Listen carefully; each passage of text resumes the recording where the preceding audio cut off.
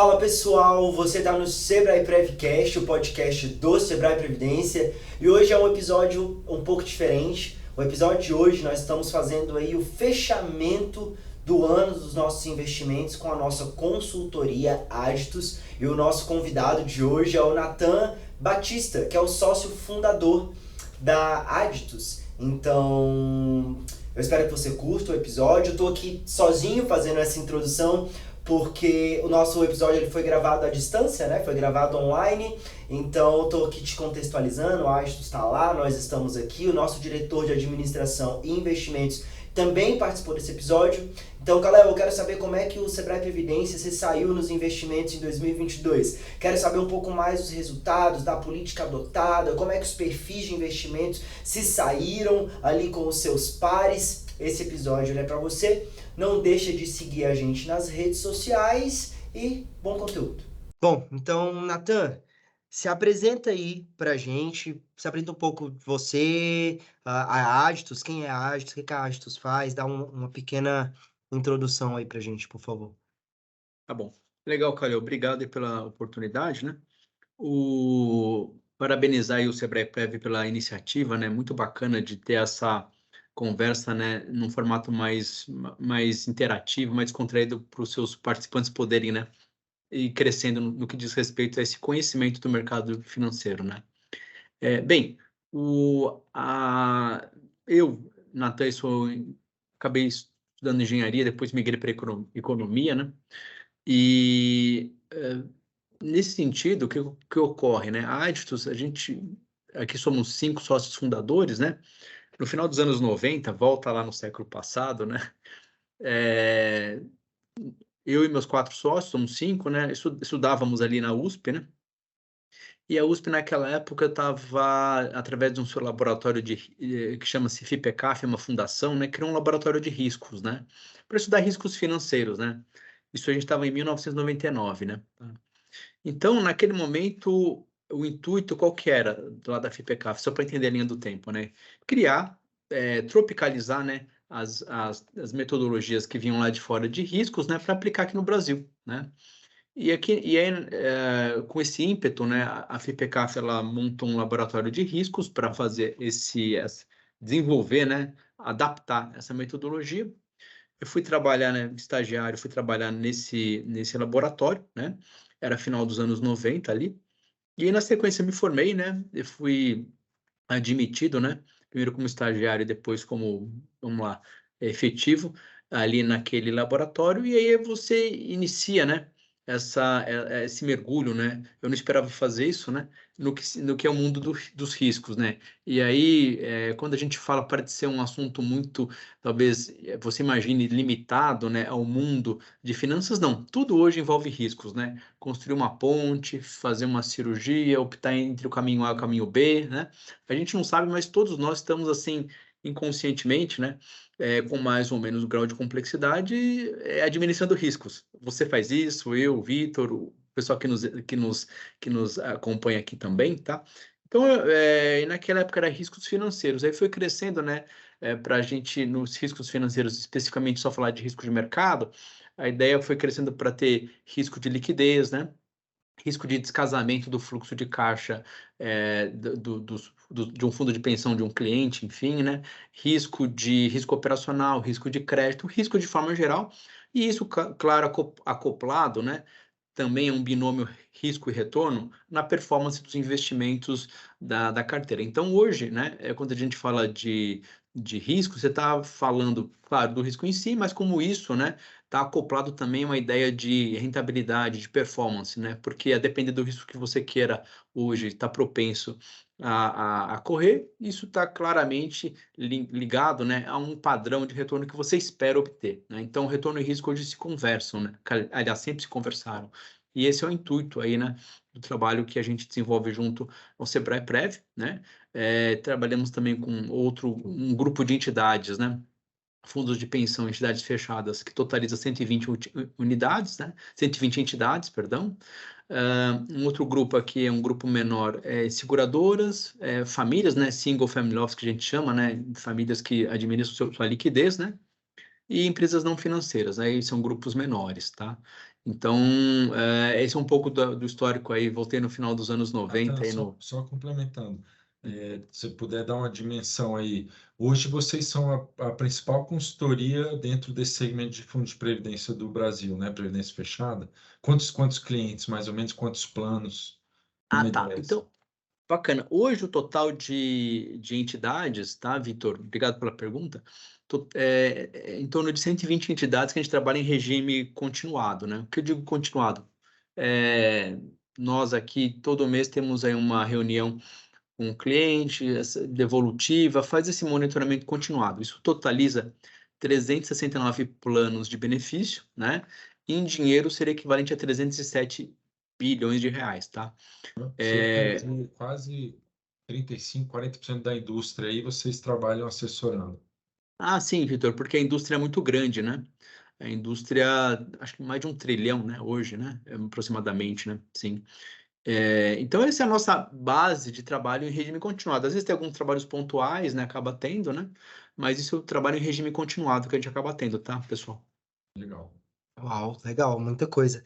Natan, já entrando mais assim na parte da gestão dos investimentos, fala um pouco pra gente quais foram os desafios aí dessa gestão, gerir, né, na gestão dos investimentos dos fundos de previdência em 2022, porque a ideia aqui é a gente falar do resultado do ano passado, né, de todo o ano.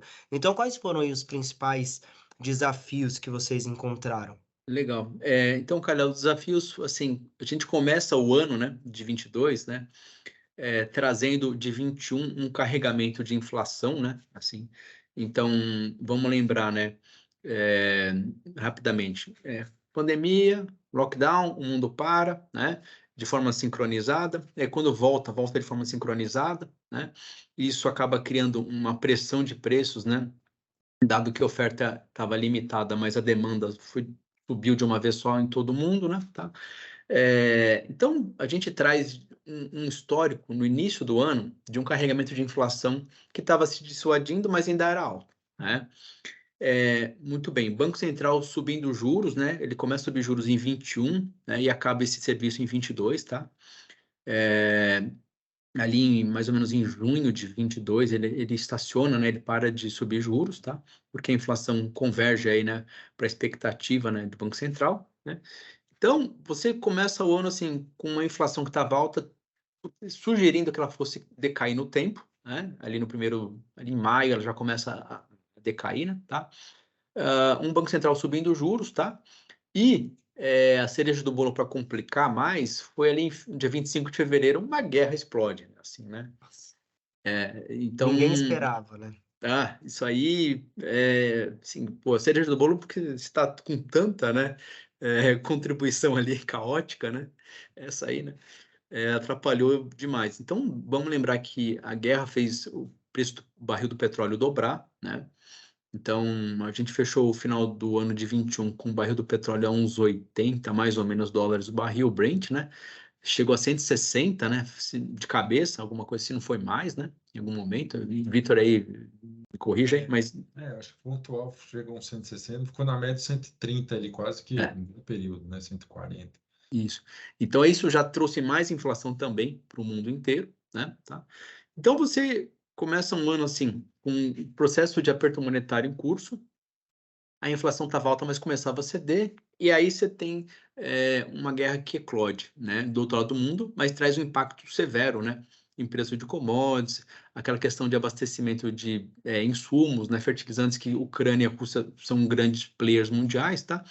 Então, eu acho que isso foi um tema que respingou de forma grande para a Até gente. o Nathan, Sim, complementar aqui sim, esses temas que você falou aí são de cunho macro, né? Afetaram todas as economias do mundo de uma forma é, geral, né? E é um movimento que dificilmente um processo inflacionário assim ele foi tão dissipado como foi esse ano, né? sim. Muitas das vezes você tem ele centralizado em algumas economias ou até dentro de alguns blocos econômicos, mas dessa vez ele foi global mesmo. Mas eu acho que acrescentaria aí, você comentar também, ainda teve a inflação, a eleição, né, no país, Ah, né, que também gerou um pouco de ruído aí. Ah, sim, assim, bem observado, Vitor, assim, a gente, no terceiro trimestre, ali depois do, vamos lá, segundo, terceiro trimestre, né, a gente fica um pouco aí ao sabor também da volatilidade do mercado em função dessa questão, né, eleitoral, que assim, não tem jeito, todo ano no Brasil que tem eleição tem mais volatilidade, né, isso aí é uma sentença, né, verdadeira, né, mais ou menos acaba tendo, né. Então, assim, no final do dia, 22 foi um ano mega desafiador, pessoal. Inflação alta, né? Banco Central tentando ancorar a inflação, e conseguiu com muito sucesso, né? Ancorar a inflação ali em junho, julho, quando ele para de subir taxa, né? Tá? Aí, num contexto de guerra que, assim, não é uma guerra num país isolado, lá do outro lado, é uma guerra num país que é um grande player de commodities, né? De oferta para muito do mundo, né? Os principais commodities, né? Tá? E nesse contexto, né? A gente tendo que ali administrar assim uma dívida PIB, né, que lá na época da pandemia, né, teve que ser aumentada para fins aí de atendimento, né, das camadas camadas mais pobres, a próprio mercado de trabalho, né, manutenção do emprego de todo mundo, né. Então uma série de programas assistenciais foram nessa linha, na linha do emprego, na linha do primeiro socorro, né, do primeiro atendimento. Então assim, a gente vinha de um histórico grande, então 22 assim foi um ano, acho que deixou aí essa, esse frio na barriga, né? Vamos chamar Não, assim, né? exatamente. E só complementando também, Natan, e eu acho assim, você vê o tema inflação, assim, se a gente fosse discutir, ele foi gravado pela guerra e tudo, era um tema esperado, mas de fato surpreendeu, né, os níveis. E aí fica aquela, acho que para dar dimensão aí para quem não está no dia a dia, né, acho que você vai comentar, mas só antecipando, e acho que para trazer um pouco a realidade dos investimentos, é um tema assim que você fala, bom, então eu vou alocar, né, a minha carteira toda em títulos indexados à inflação, que é o caminho do sucesso, né, que a gente vai dar certo já porque eu tenho uma global e todo mundo quer ganhar no fundo, ter um retorno real, né, acima da inflação, que esse é o objetivo dos investidores.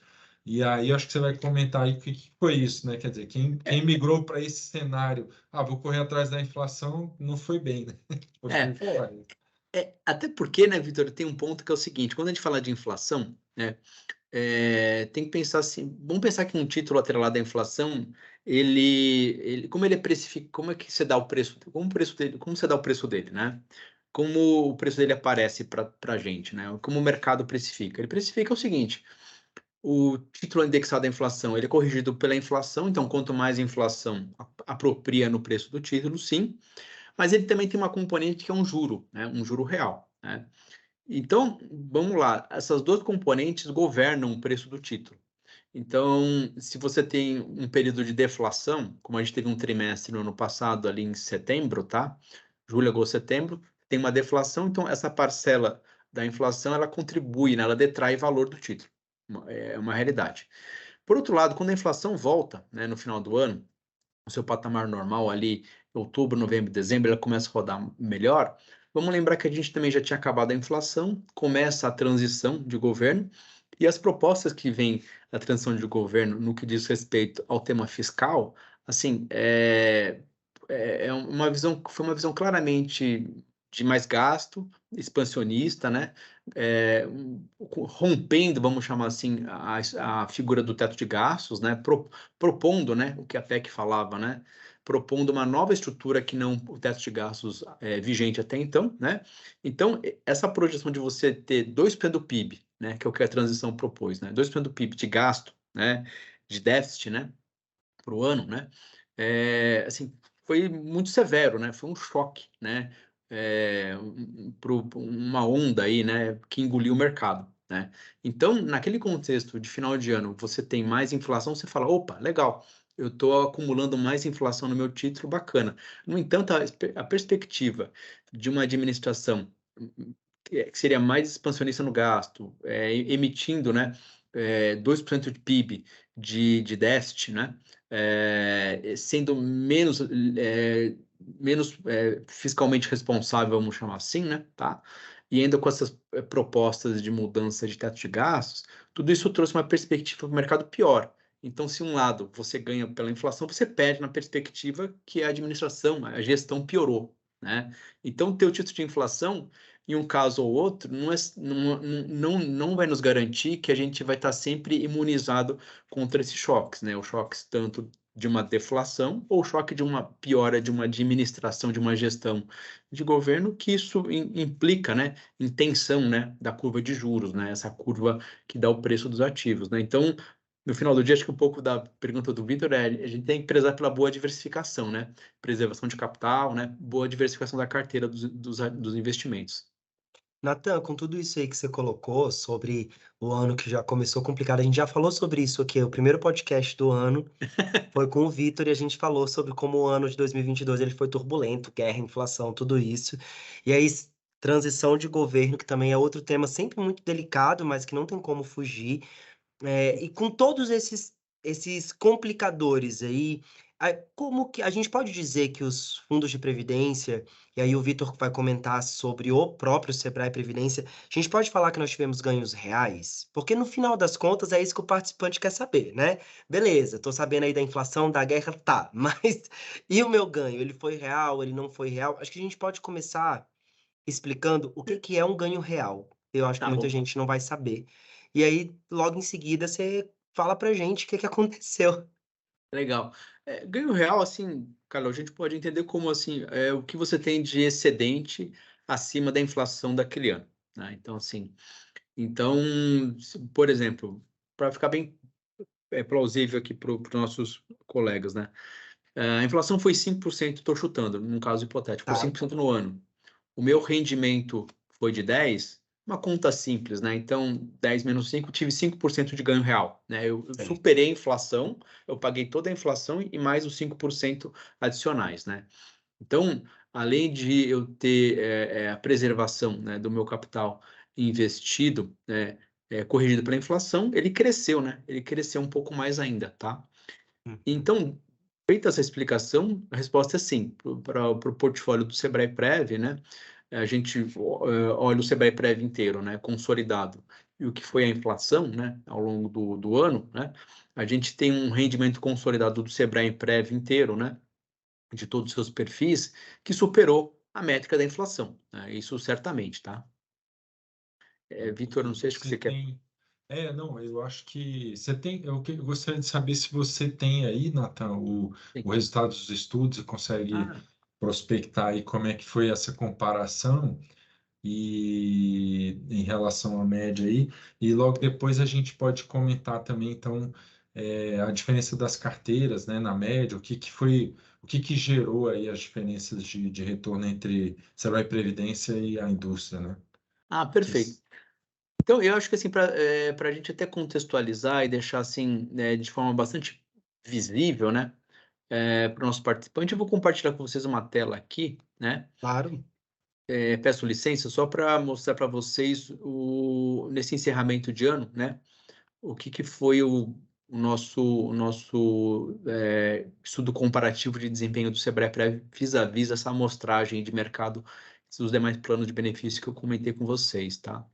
Então, iniciando aqui, eu estou compartilhando, se tiver já... Já tá aparecendo já. Tá bom, legal. Então, o que a gente está mostrando aqui, pessoal, assim, é um comparativo, né, de performance, né, e de risco e de retorno, tá, da carteira do Sebrae Prev perante, né, os pares de mercado. Peraí. Perante os pares de mercado, tá? Então, o que que a gente tem aqui? Primeiro de tudo, tem um quadradinho azul Sebrae Prev, né? Você Vocês vão ver que... pode mostrar ele no mouse pra gente, só pra... Desculpa. Aqui, ó, no Ele tá meu... aí, né? Isso, dá para localizar? Dá sim. Legal. Então, esse quadradinho, ele, como todos os demais quadradinhos, ele representa que o Sebrae Prev, ao longo de 22, né, fechado, onde ele se localizou. Localizou em relação ao quê, cara? Em relação a esse eixo aqui, que é o do risco, o risco assumido ao longo do ano, né?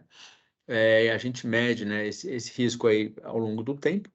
E também em relação ao seu retorno obtido ao longo, né, do ano. Então, assim, a gente uniu, né? Carol, o Natan, só para entender, então vamos lá deixar também mais claro. Claro.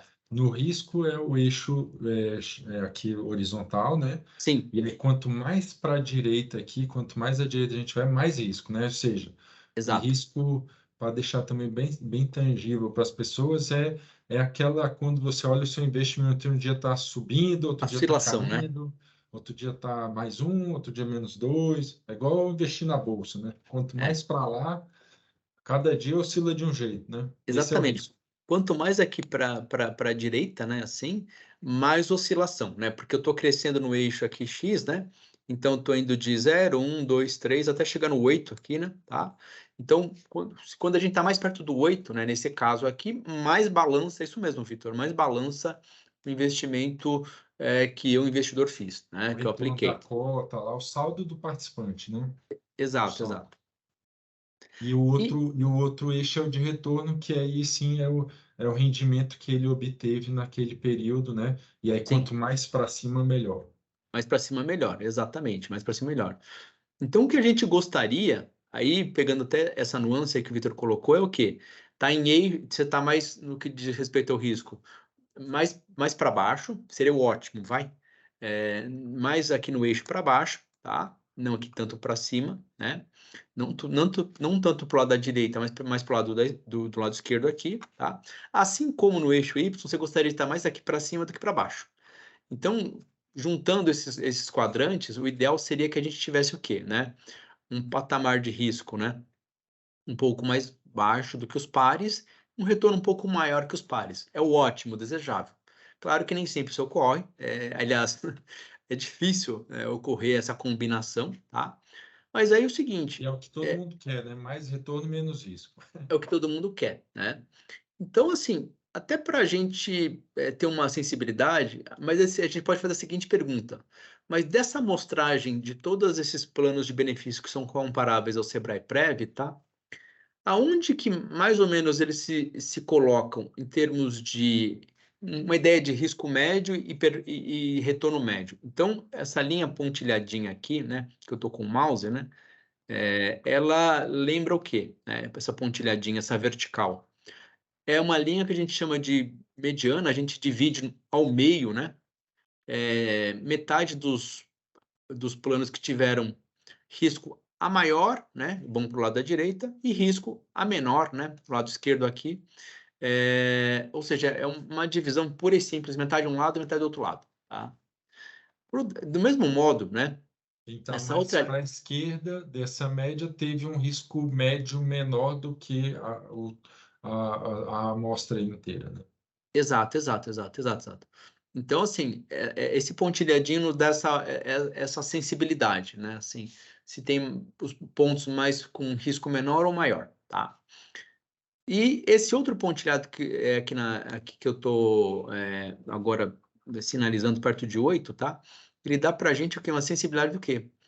De metade dos pontos que estão acima, né, desse marcador, metade abaixo. Esse marcador, o que é? A mediana, né, de retorno. Então, assim, esse quadrante que ele vai ser o quê? A reunião, né, do quê? De pontos acima do retorno mediano, né, e pontos abaixo do risco mediano, é esse quadrante que eu acabei aqui de selecionar, tá? Então, esse seria o quadrante desejável. A gente uniu, né, o binômio de conseguimos ter uma performance acima da mediana com um risco abaixo da mediana, né? Tá? Então, é um pouco da ideia daquele, só para, acho que uma analogia, né, daquele corredor, né? Quem corre maratona, enfim, né, quem é esportista, né? Você gostaria de fazer aquela maratona, né? Em menos tempo que a mediana, tá? Esse é seu objetivo, né? Então, quanto menos tempo, melhor, tá? Mas com um desempenho melhor que a mediana, né? Então, talvez ter o pace, né? Que o pessoal chama, né? Um pace melhor do que todo mundo, né? Tá?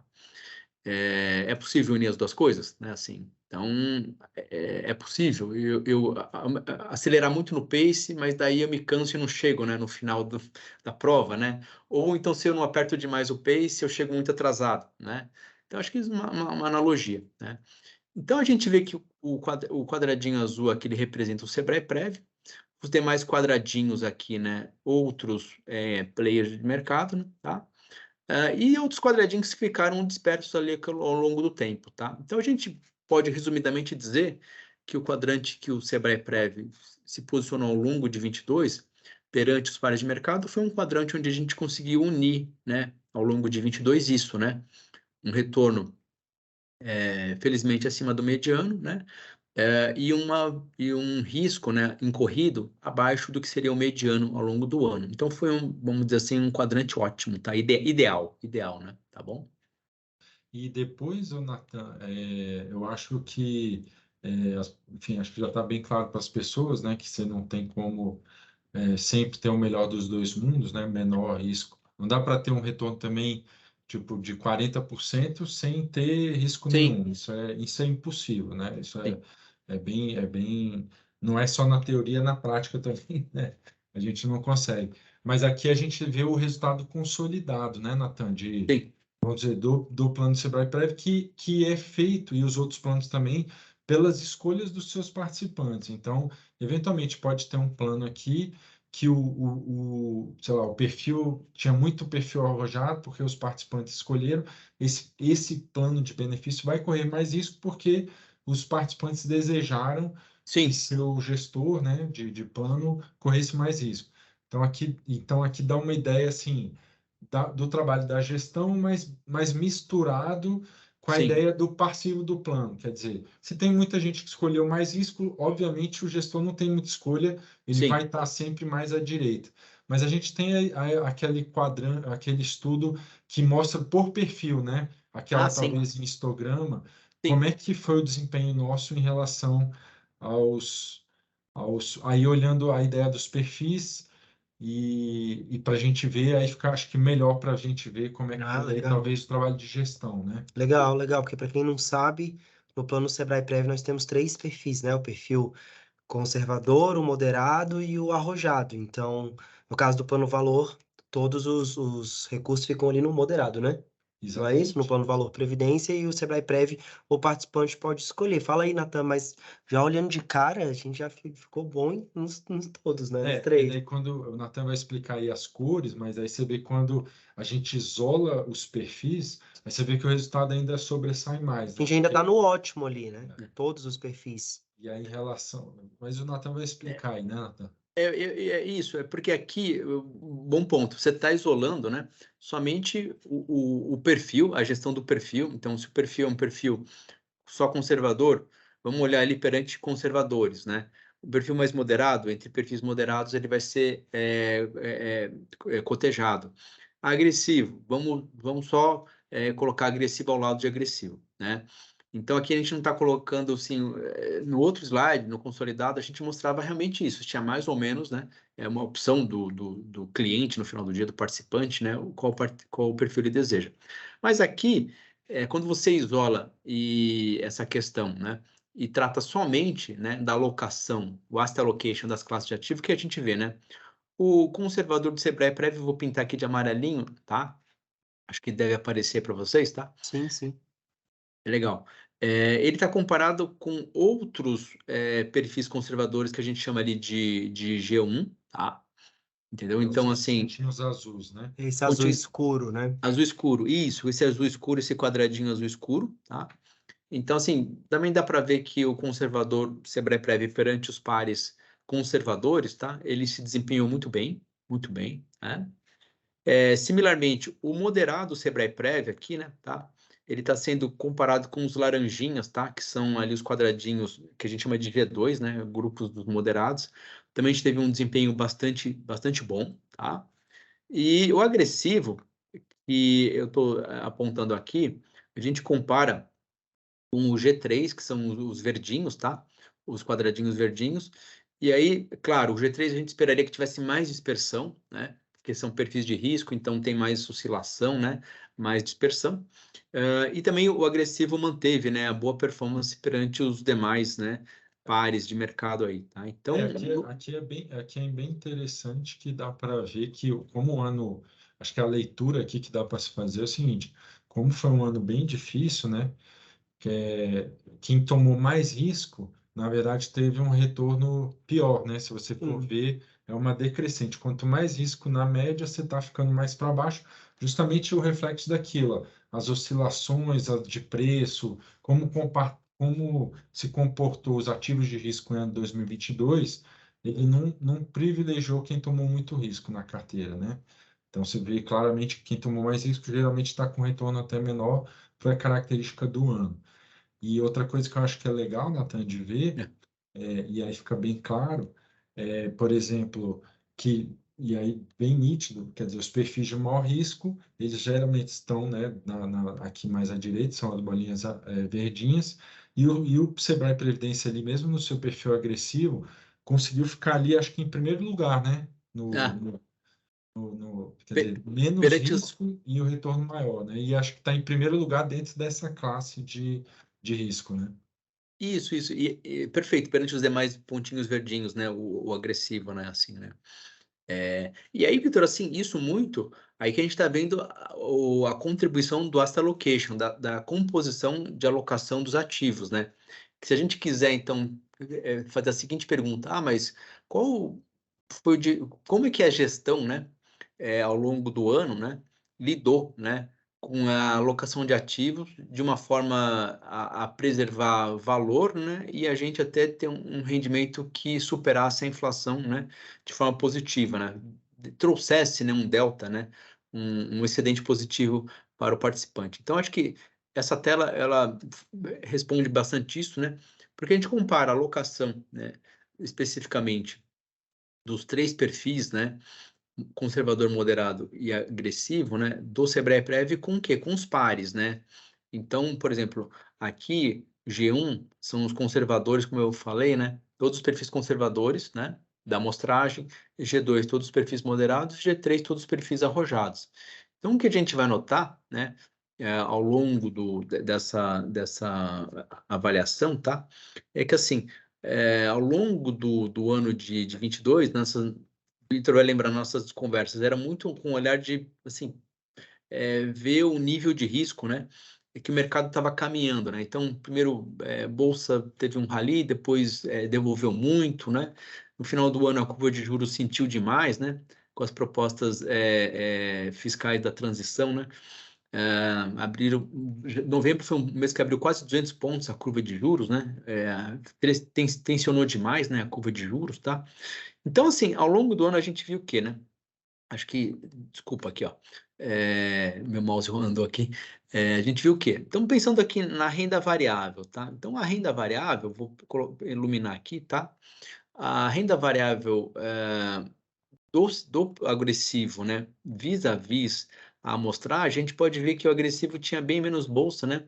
Do que o agressivo é barra azul e marrom é a amostragem de mercado, né? Tinha bem menos, né, alocação em bolsa. Então aí a bolsa Deixa, acabou. deixa eu só tentar clarificar aqui. A gente vai olhar sempre aqui, vamos olhar o agressivo, que é o que tem mais classe de ativos É, sempre de alocação, né? Acho que apontando aí. O verde aqui, quando a gente olha a renda variável, o verde seria a alocação do mercado e o azul seria a alocação do nosso perfil, né? Nessa coluna aqui, nessa terceira coluna, que é a carteira de perfil arrojado, o laranjinha seria o mercado. Aliás, desculpa, o o laranjinha laranjinha. o mercado e o azul é o agressivo da gente, né? Exatamente. Então aí dá para ver que acho que dá para ver bem as posições eram bem distintas, né, do que é a média da indústria, por isso os resultados. E assim, resumidamente, eu acho que a gente apostou e desenhou junto com a Adios, né? É óbvio que a Adios não dá a receita de bolo para todo mundo, Sim, mas foi a aposta que a gente desenhou junto, né, Natan? sim, Ó, vamos correr risco de uma forma diferente esse ano.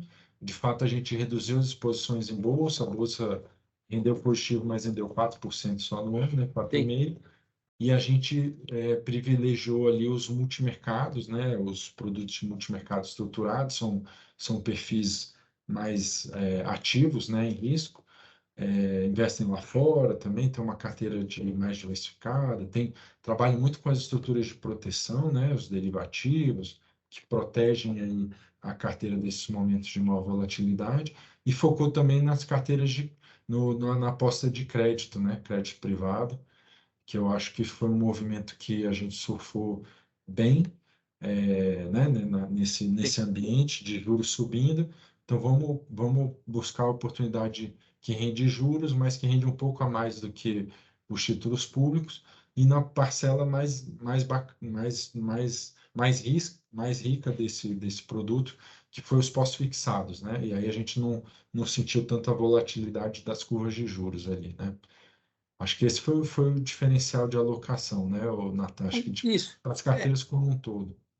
Exatamente, acho que do agressivo ela cabe para os demais perfis, Vitor, como você falou, né? Foi uma aposta do ano, né? Nas discussões, cada cliente tem um pouco do seu perfil, né? Assim, né? E aí, assim, o seu perfil de gestão, e a aposta do ano foi estar um pouco mais crédito, né? Alocado, um pouco mais multimercado alocado, né? Do que a mediana sempre, menos bolsa alocado e menos exterior alocado também, né? Assim, menos exterior alocado aqui também. Foi um ano muito difícil lá fora. Também eles passaram 2022 num processo de aperto monetário, subida de juros muito grande, né? Os Estados Unidos saiu do começo do ano com um juro de praticamente 0,25 para 4,5. Foi um aperto monetário que você não via há 15 anos lá fora, né? Então, com isso a bolsa lá fora foi muito impactada, né? Por esse processo de aumento de juros, tá? Então, acho que para a gente resumir mais, o perfil conservador ele rodou, né? Perto ali 13,62, a mediana do grupo foi na faixa de 12, Não o passou moderado aqui, 10,87. Não, Desculpa, passou. para nós aqui passou. É. O Aqui, Wesley que está acompanhando a gente, o slide do Natan passou aí para você? ele está Sim, passou mostrando os sim, tá. retornos, são um histograma, né? Isso aí. Isso. Isso. Tá bom. Pode continuar, Natan. Então, a mediana, o moderado também superou a mediana do seu grupo e o agressivo também superou a mediana do seu grupo, tá? Então, acho que essa foto aí dá um pouco da ideia de como foi o retorno da carteira e, assim, muito ancorada nessa discussão de alocação de ativos, tá? É uma conversa que é sempre continuada, né? É uma conversa que também aí traz muito aí do DNA de vocês, né? Do Sebrae-Prev, dessa gestão aí das classes de ativo, e a gente traz alguns inputs, faz algumas colocações, tenta, né, aportar um pouco da nossa visão também, e até porque é um caminho ombro a ombro que a gente faz aí com vocês, tá? Na verdade, eu acho que o que mostra, assim, é que esse ano a gente decidiu, né, em conjunto aí na política de investimento, fazer uma alocação bem distinta aí do que a média dos fundos estavam fazendo, né? Quer dizer, mostrando que aqui no Sebrae Previdência a gente tem de fato uma gestão ativa e com características, essa política de investimento é definida junto do conselho, né?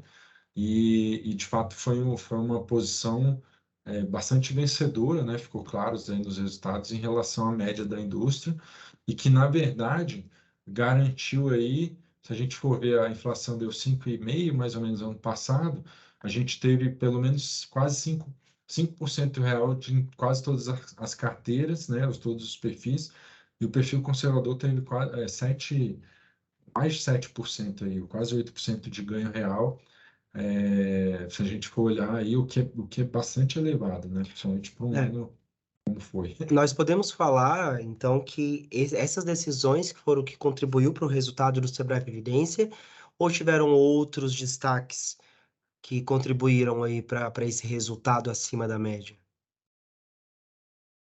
Eu acho que calhou no final do dia, né? Assim,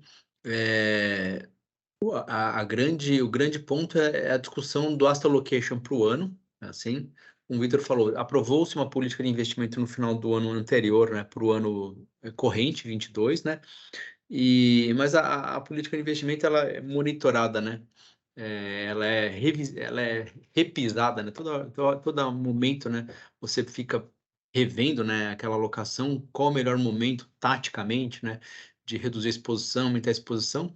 Então, sim, eu atribuo muito a essa discussão de alocação de ativos, né? e como ao longo do ano, né, ao longo do tempo, essa alocação é feito esse ajuste fino, né? Tá? Eu atribuo muito a isso, tá? Legal.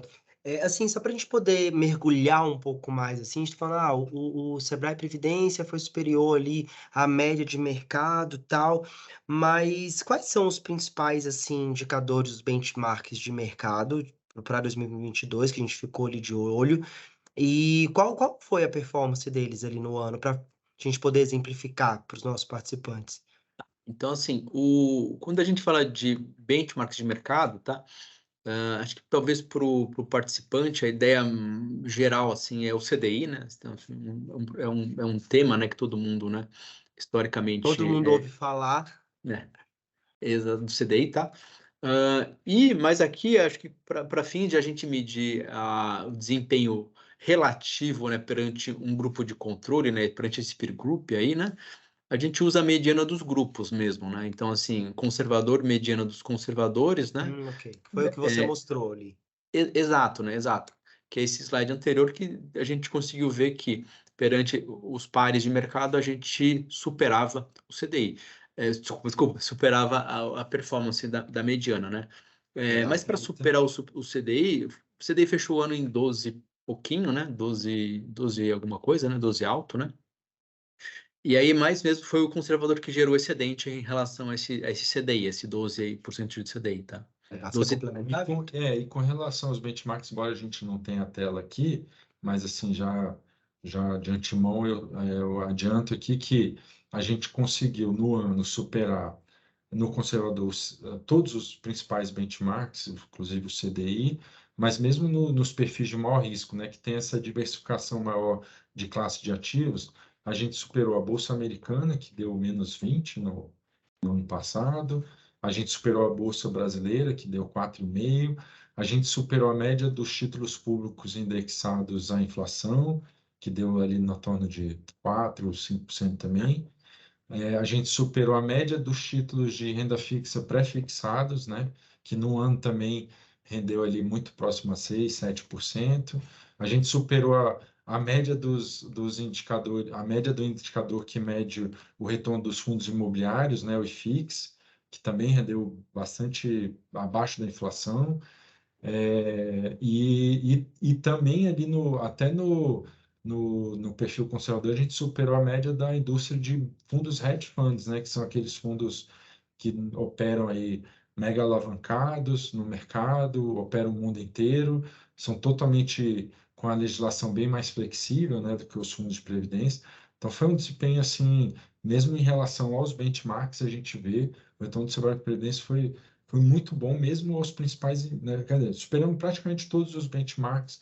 No conservador, superamos aí todos os principais benchmarks, né? E nos perfis de maior risco, como viu, as performances aí dos ativos em si foram ruins, então foi mais difícil, mas a gente conseguiu mitigar aí os efeitos mais adversos e superou a inflação, que era o mais importante, né?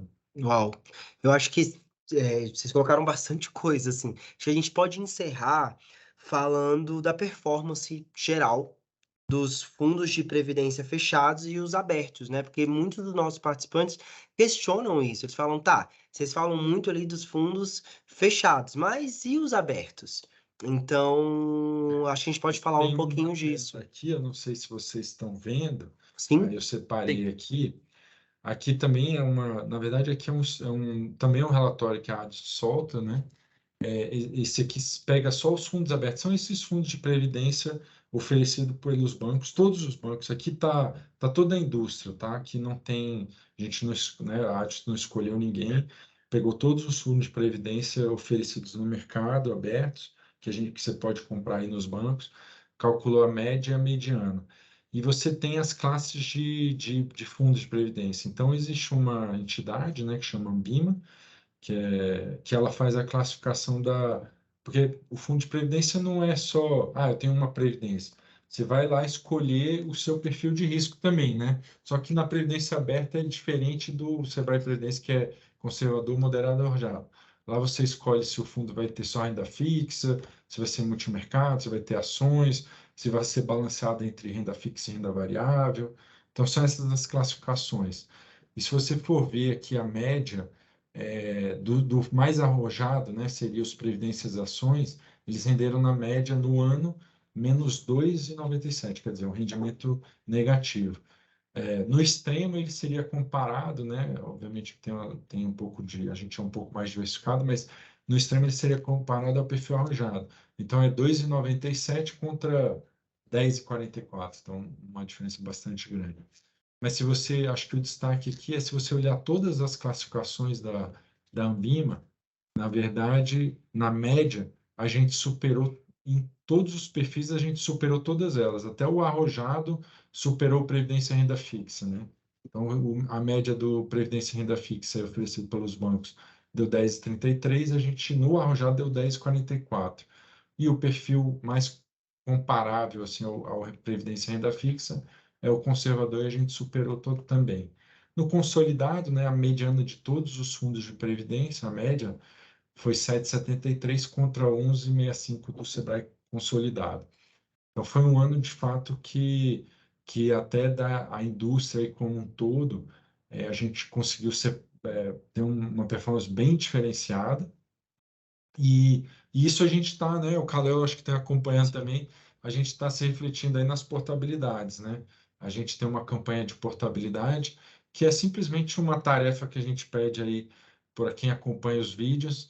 Se tiver um fundo de previdência em algum banco, a gente coloca a nossa equipe aqui para estudar o fundo, as características, o perfil, o regulamento, e comparar com os produtos que a gente oferece e apresentar, simplesmente apresentar a diferença. Sem custo, né? E isso tem gerado muita portabilidade, né? Então, esse ano a gente teve um recorde de portabilidade aí, um quantitativo de portabilidade de outros bancos para o Sebrae Previdência, que é as pessoas entendendo melhor o produto, a relação risco-retorno, e entendendo aí no estudo que a gente fez, individual, que para o caso da pessoa na prática, a gente tinha um produto que oferecia uma melhor relação risco-retorno, né, para ela.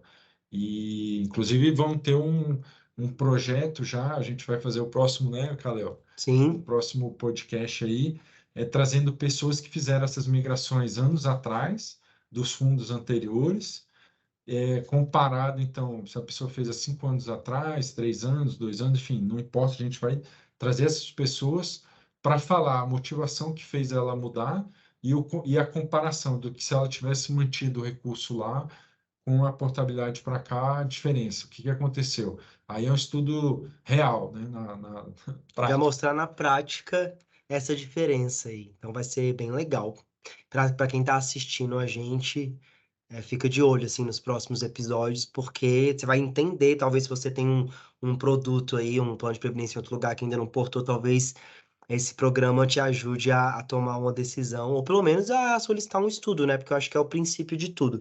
Assim, ó, da minha pauta aqui, a gente passou de tudo, em tudo que estava planejado. Natan, você quer colocar mais alguma coisa assim que a gente não falou, ou fizemos o dever bem feito? Acho que o dever tá bem feito aí, né? E todo mundo aí tá. Você tá aprovado, cara. O consuma com laudo aí. Parabéns, hein? Ó, você quer colocar mais alguma coisa? Não, acho que é isso. Acho que o pessoal que assistiu quiser mandar sempre sugestão, né? Comenta aqui, comenta embaixo. E também colocar aí se a didática, os termos ficaram muito difíceis ou não, porque a gente vai tentando melhorar e sempre ter a ajuda dos especialistas aí, tipo o Natan, para fazer a gente vai fazer periodicamente mais vezes, né, Natan, esse tipo de. Bacana. Essa conversa acho que é bem produtiva, porque é feita num formato mais amigável, né?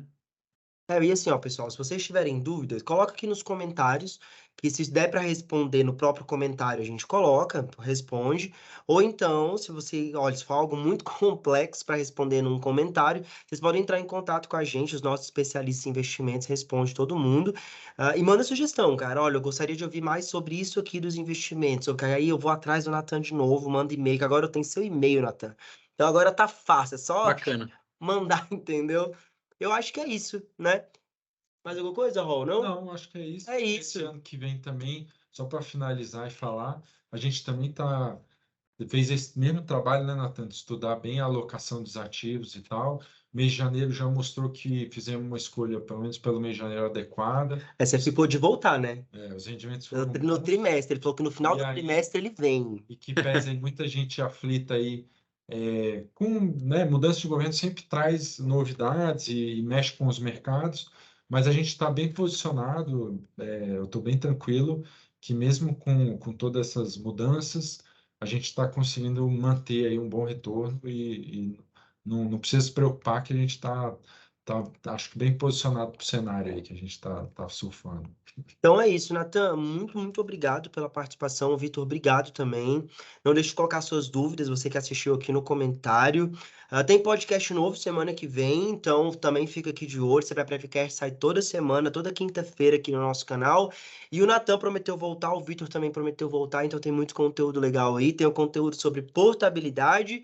Segue aqui o Sebrae Previdência nas outras redes sociais, que estão aparecendo todas aqui na tela. Natan, muito obrigado.